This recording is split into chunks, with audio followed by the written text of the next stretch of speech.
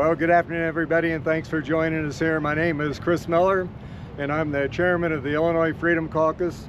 And we're finishing up the conversation that was had by the three governors, and you may ask why we took time to show up here today, and it's because we knew our Governor Pritzker, would gaslight you and even just bold-faced lie to you. And guess what? We weren't disappointed because he did exactly what we thought he would do.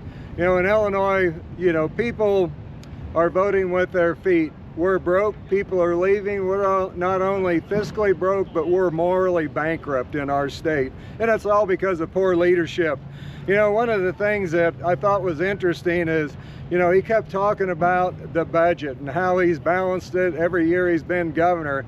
Well, it was just a new budget, but out of the old playbook. They spend more, fix nothing, and send the doggone bill to the taxpayers of Illinois. And we expected that, and that's why we're here. Our governor plays not only the arsonist, but he plays the fireman too.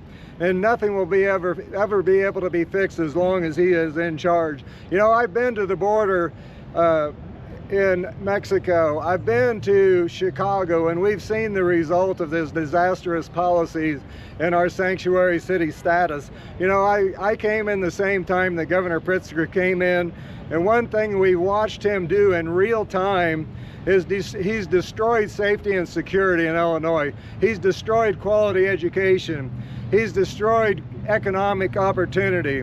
He has destroyed our energy independence, and he is destroying the middle class in the state of Illinois. And one thing we would like to see him do is for us to compete to be number one. The only category we're number one in is the category of being stupid.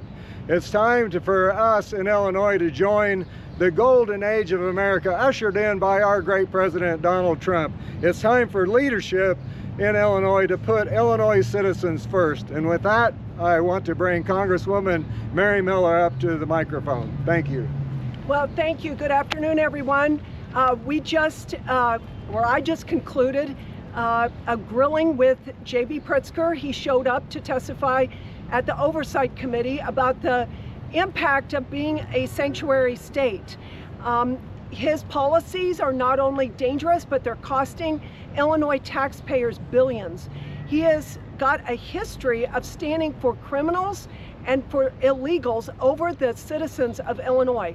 And sadly, we had the parents of a 20-year-old who was killed by an illegal in January of this past year. And an illegal hit 5 20-year-olds in a car in Urbana, Illinois. They were stopped at a stop sign, hits them at 78 miles an hour, and kills Katie, and another girl died the next day. Luckily, the man took off. He didn't try to call 911. He didn't try to help him. He took off on foot. Fortunately, he was arrested in Texas trying to get to Mexico. Now, if he would have stayed in Illinois, probably nothing would have happened to him until he would have been allowed to commit another crime. JB Pritzker's policies are deadly, and they're costing the citizens of Illinois billions, and he would be terrible for the country. Thank you so much. And now I'd like to introduce Leader Holbrook. Thank you, Congresswoman Miller. Yeah. I'm Brad Halbrook, Illinois State Representative from the 107th District in East Central Illinois and founding member of the Illinois Freedom Caucus. Today we saw the rollout of what potentially will be the 2028 presidential sweepstakes, less the California governor. Right now it looks like JB Pritzker has a lot of work to do if he wants to be president. Sanctuary state laws protect no one except illegal aliens. All the while, the hardworking Illinoisans are asked to pay the freight on this misguided policy. This cost can not only be counted in billions of dollars, but also the cost of lives, along with the physical and mental scars of individuals and families that will never ever go away. Families who have lost loved ones and who have been victimized. The governor wants to blame Donald Trump, the Texas governor, and even Bruce Rauner for the immigration disaster. But let me be clear. It is JB Pritzker and only JB Pritzker who has been in charge of Illinois, as we have spent well over $3 billion on illegal aliens in the state of Illinois. If it is JB Pritzker who rolled out the red carpet and sent state resources to keep these people in Illinois. This is his failure and no one else's. Governor Pritzker has called for mass protests, and now his wish has come true as the streets of Chicago are being filled with protesters following the LA riots. Governor Pritzker speaks out of both sides of his mouth by saying that he is prioritizing public safety. However, he has compromised public safety. The governor cannot suddenly pivot from being pro-criminal to pro-safety. No one is buying that. The countless stories of loss of life and physical harm to American citizens because of Governor Pritzker's harboring of illegal aliens, it's shameless, it's mind-numbing, and it has to stop. And the lawmakers here today are fighting to put it to stop. With that, thank you, and I'd now like to introduce Senator Leader Andrew Chesney. Thank you, Brad. I'm State Senator Andrew Chesney, and the safest person in the state of Illinois is an illegal immigrant, and that's because of JB Pritzker. See, it wasn't enough that we have the highest property taxes in the nation, some of the highest overall tax burden in the entire nation, but not only has JB Pritzker rolled out the red carpet, he refuses to work with federal law enforcement. The consequences could not be more stark. The best company to invest in the state of Illinois is U-Haul, because the only thing that JB Pritzker protests is the census that came out a few years ago, where Illinois is one of just a few states that lost population. See, the narrative that JB Pritzker wants to put out, that everything's okay, everything in Illinois is great, what he won't tell you is that every budget that he passed, every budget that the Democrat majority put forward, included multiple hundreds and hundreds of millions of dollars of tax increases. What he also won't tell you is how he's ever going to provide property tax relief or relief of any kind to any Illinois taxpayer.